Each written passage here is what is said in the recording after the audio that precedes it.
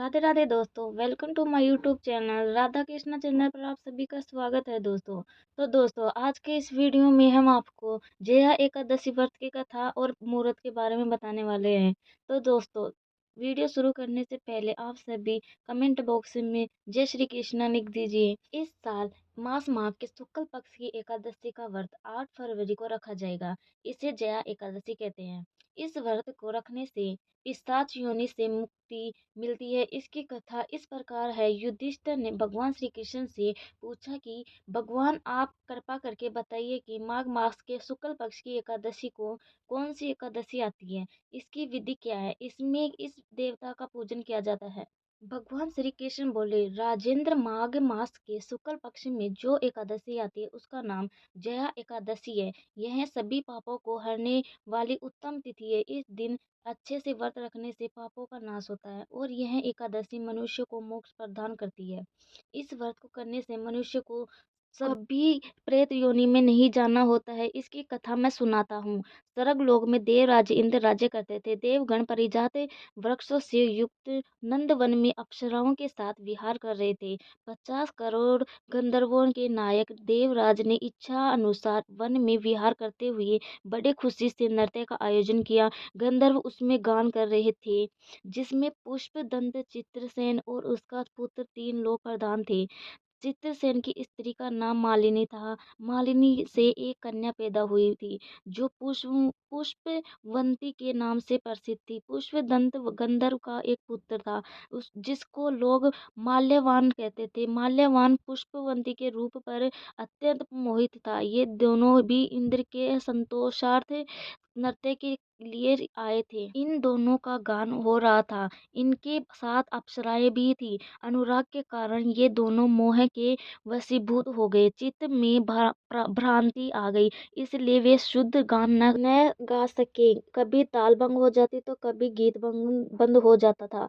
इंद्र ने इस प्रमाद पर विचार किया और इसे अपना अपमान समझ कर क्रोधित हो गए। इस प्रकार इन दोनों को श्राप देते हुए बोले, ओ मूर्खों, तुम दोनों पर अधिकार है।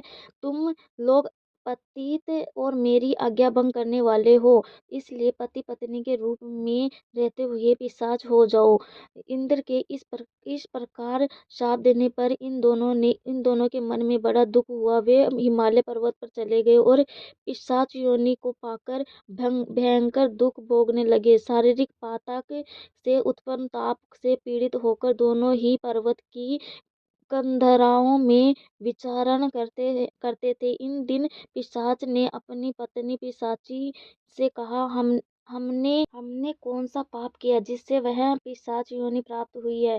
नरक का कष्ट बहुत भयंकर है और पिशाच योनि भी बहुत दुख देने वाली है, अतः पूर्णतः प्रयत्न करके पाप से बचना चाहिए। इस प्रकार चिंता के कारण वे दोनों दुख के कारण सूखते जा रहे थे। देवगणों से उन्हें माघ मास के शुक्ल पक्ष की एकादशी तिथि प्राप्त हो गई थी।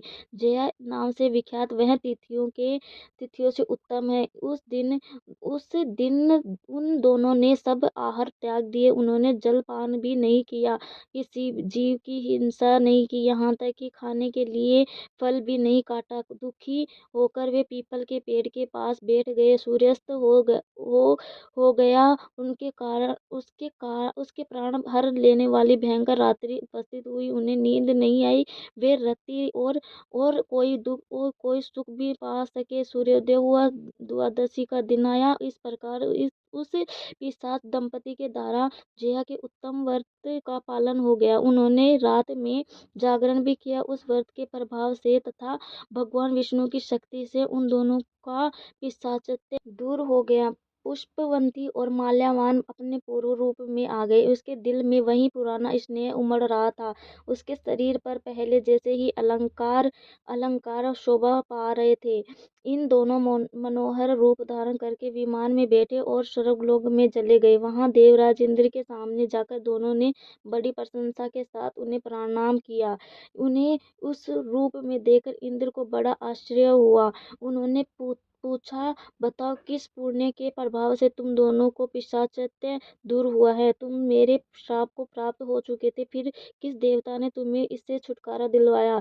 मूल्यवान बोला, स्वामिनी, भगवान वासुदेव की कृपा और जया एकादशी के व्रत के प्रभाव से हम पिशाच योनि से मुक्त हो गए। भगवान श्री कृष्ण कहते हैं कि राजन, इस कारण एकादशी का व्रत करना चाहिए। नरपश्रेष्ठ, जया एकादशी ब्राह्मणत्या का भी पाप दूर हो करने वाली है। जिसने जया एकादशी का व्रत किया कर लिया, उसने सभी प्रकार के दान दे दिए और सभी प्रकार के यज्ञों का अनुष्ठान कर लिया। इस महात्म्य के पाठने से, पढ़ने से और सुनने से अग्नि दोष का यज्ञ का फल मिलता है।